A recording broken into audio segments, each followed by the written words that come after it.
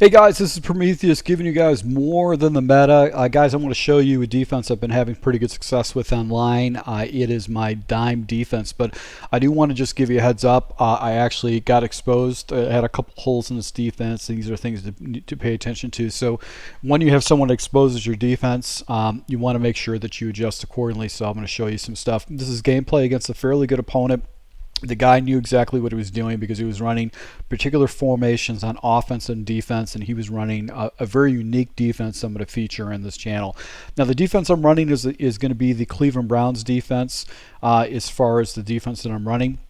It's going to be the dime normal and dime rush. That gives me about 9 different formations or 9 different plays to run on defense. As far as my setups, I always go with base and line. I play receiver, conservative, and then I do match for my setups. Now, my primary call that I call the huddle is going to be the double blitz, but I like to use a lot of quarters defense just to see how my opponent reads. So when I do set this up, I set up my base settings, my coaching adjustments, and then I go ahead and just set up a cover 4 and just see what my opponent does. Now, he's running ace double wing.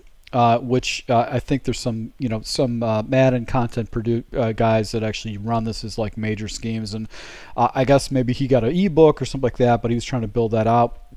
Right here, I'm actually jumping into the dime blitz 2. I'm going to use a seam play, basically cover 3 buzz seam. And then my last audible is going to be cover 6. So it's going to give me a couple different man coverages. I'm going to have the blitz 0 on both of these schemes. I could probably throw into another play, but I just figured these are basically all the base plays that I actually need to be successful. Right here actually hits me with a little drag route, and basically he just caught me in the wrong place and wrong position. So we're going to go ahead and take a look at this particular play. So it was a play action tight end cross. I'm using quarters, and basically what happens is that these routes basically cleared out my zones, and then he had a drag underneath it, and as a result, he's basically caught me in the wrong position. I had to stick with one of the routes. I couldn't play both guys. So he goes into single back ace double again. I'm going to go ahead and run in my double A gap or double gap right here. Go into cover 4. So I'm going to get these guys down in the box. He goes with a stretch play, so he's going to the outside, but this guy's playing a run fit, so he's going to be in position to go ahead and stop that run. And sure enough, he shoots the gap. Gives me a chance to go ahead and bottle that up. He has to go wide, and as a result, I stop him for a 2-yard gainer. So when you're playing against a team like the Titans, where you got Derrick Henry, he's running heavy sets, you have to take in consideration that he's going to run the ball. So the problem with this guy is that if he kind of abandons the run right away, and he actually starts passing more. So that was the type of situation where he probably want to stay with it. So now, because he showed me a mesh concept before, I do hard flats. The problem of this hard flats is that it puts a lot of stress for me to use away the middle area. So I probably should have dropped maybe a guy into a hook zone just so I had another hook zone in this type of situation. But he put me in a kind of rough situation. So right here, I think what he's doing with this route combat, he's got a corner over here, he's got a corner over here, he's got this route right here, and I think this guy's going straight up, I believe.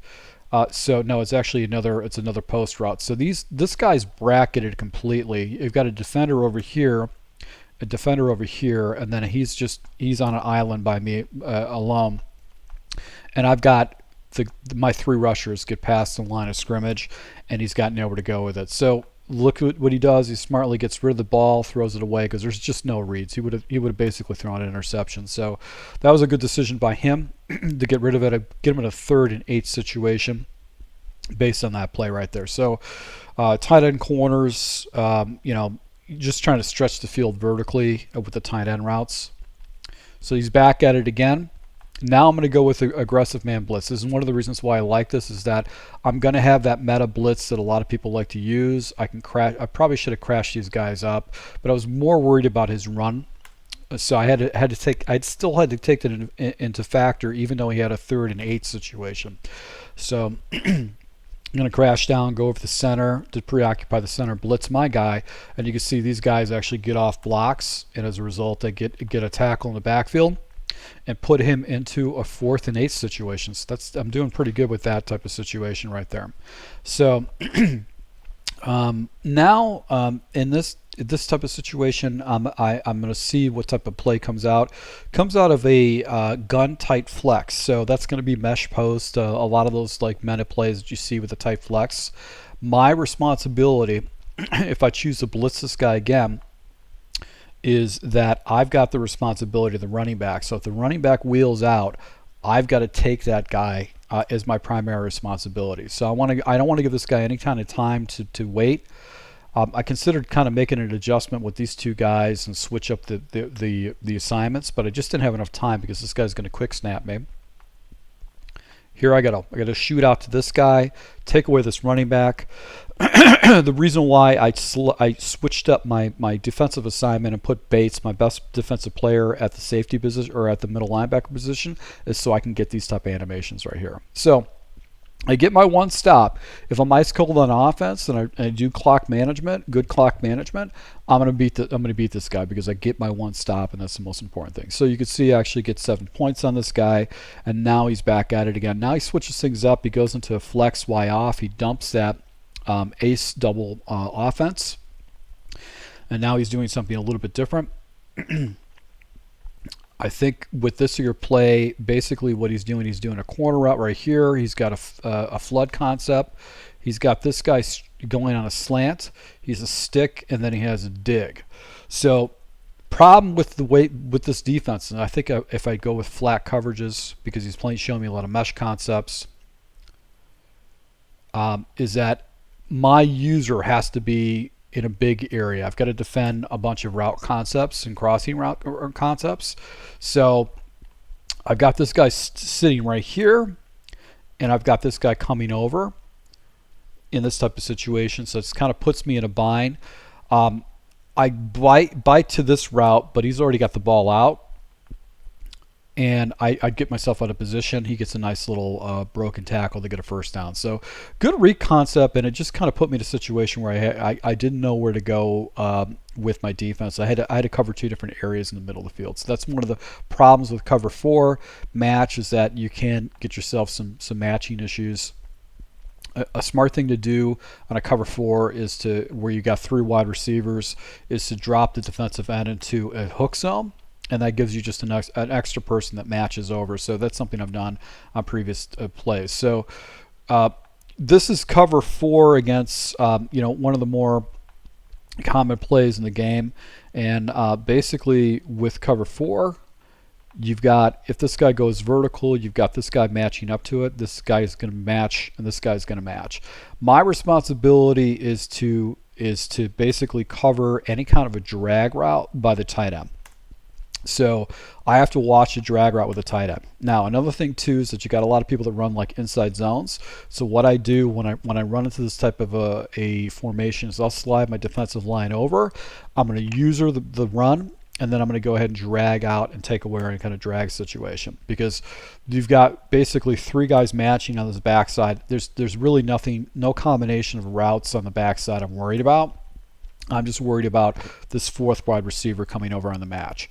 So watch right here, he goes and runs the ball against me. I've got it all bundled up. I put him in a situation where he only gets a 2-yard gainer after he ping-ponged all over the place.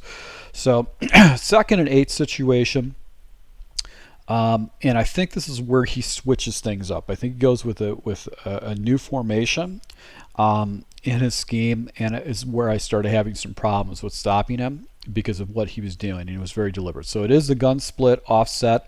I think this is a run balance playbook based on the formations he's running, because the gun split offset and the ace double wing is in this. I jump into basically cover 2. Basically I've got this type of setup. I got a soft squat, so this guy will lock up. If this guy goes vertical, he's going to lock up with him. If this guy goes vertical, he's going to lock up with him. And then I've got a vertical person right here. I put this guy in a deep zone, and my job is to look for the 3. So I'm going to look for the 3rd wide receiver that's coming over the middle, because there's not going to match completely. And then with mesh concepts, basically these guys will kind of pass people off. This guy's getting rid of the ball immediately to the running back. So he was starting to force wheel routes with the running back, and as a result, he actually goes ahead and gets a nice little completion right there and picks up 6 yards on a fast completion. So just as quickly as I got rid of the ball, he actually goes out and throws it with X dig. This is going to be a play you're going to see later on in this gameplay where he's actually getting some big plays against me. But this is how this is, guys, a fairly smart opponent, is that he started blending in it. So now I've got basically the same type of set, but he's got this guy slid off to the side here. I jump into cover 6 with the anticipation he might try to hit the wheel again, but he's got a screenplay. So he's got a screenplay set up here. I don't read it correctly. I can't get out there, get caught up on a blocker. He breaks a couple tackles, gets the ball down to the 35. So there's a good blend of a play right there with the slip screen. He's got the auto motion. He's going to come back to the auto motion again. So this guy's using pretty much the entire depth of his plays right here. Let's see if he goes back to the wheel. No. Here's a play that this safety should have come down a bit, but something about this here play is like a cross buck type run.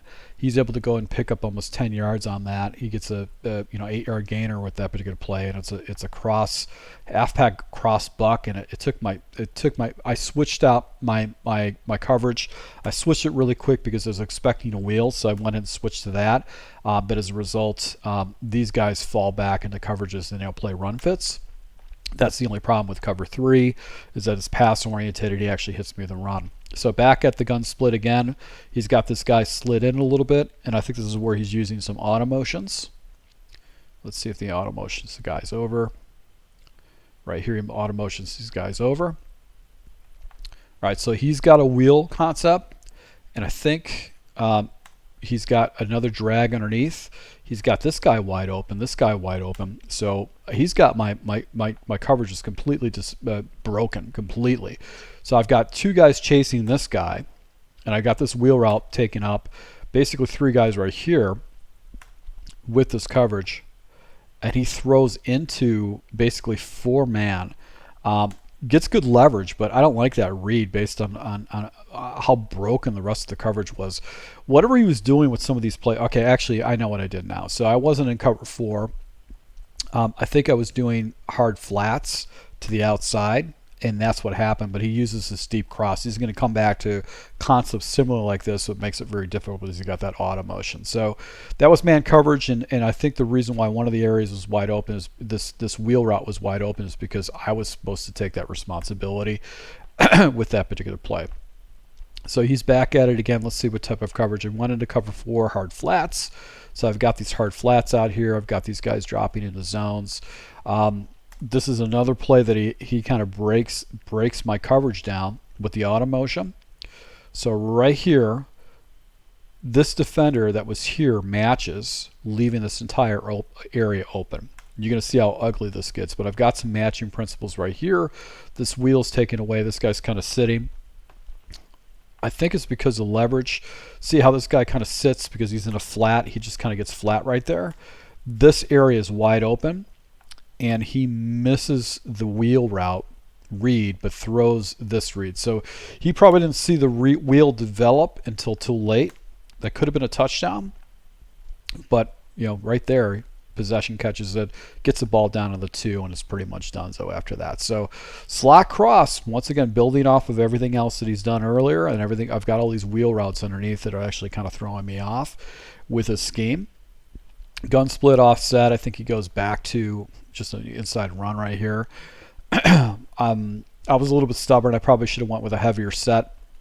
But he actually that buck. So you see, he should have been doing that buck cross run on a more frequent basis because I wasn't getting the run fits with that. He was just pushing my guys back with that particular run. So let's see, scores tied 14-14. He gets a stop on me and puts me in a situation where I'm gonna get a stop. So he goes back into this ace formation, which was probably a bad decision because he's trying to force this formation, and it's not working against my defense. You can see I just come in the backfield, center clears out, just gives me an area to go and throw. Halfback dive just gets completely shut down. back at it, single back ace wing. Once again, jump into it. Now I jump into cover 2, and basically he runs the ball again. You get some pretty good run animations, but you can see the fits are all set up. 3rd and 7 situation. So I go into the dime blitz situation like that because I want to basically have hard flats out there because that's what he's been hitting against me. Going into the 4th quarter, if I can get a stop and score, obviously I'm going to have a driver's seat. But I just need to get a stop against this guy. So I'm thinking he's been hitting me a lot of flats. He started hitting some corners and some wheel routes and stuff like that. I'm just going to go ahead and see what type of coverage he runs against me. Now he goes into a gun doubles offset weak. So not a formation that I've seen a lot. Let's see what I do with this type of formation. I think I'm going with the aggressive blitz right here. So it is an aggressive blitz. In this type of situation, I've got this guy matched up. This guy's clear. Let's see if I respond to that. So I go into this lane to take away that read. He's obviously he's trying to hit that route, but I froze him because he's got like a dig route going on. And as a result, I think that I get him a situation where he's not able to get the ball away. So if he's playing with a better quarterback, he probably would have got away with that play. But I got a break right there because I think I was doing some hybrid switching, and I got my guys out of position. So you can see he quick snapped this particular play, which is the doubles cross, and I get away with one. So 4th and 7 situation, I'm going to go ahead and play just zone drops and play the sticks against him. So he goes into the doubles flex right here. What I'm going to do is I'm going to drop this guy into a zone drop this guy into zone drop these flats into zone drops, play the sticks as my adjustment. We see the play art right here. So I'm going to blitz this guy down. I'm going to let him make a decision on where he wants to go with it. So I'm figuring what he's going to do is he's going to try to go ahead and get the first down. Right here I've got all these matching concepts over the top. Wheel route, taken up. Can't hit this guy because these guys are going to carry. He should carry with him to the sideline. So he's kind of out of position. You probably could have hit that ball, but I think he's trying to wait for this particular route. This route is taken up. This route is taken up. He doesn't have any deep balls. This was a smart read.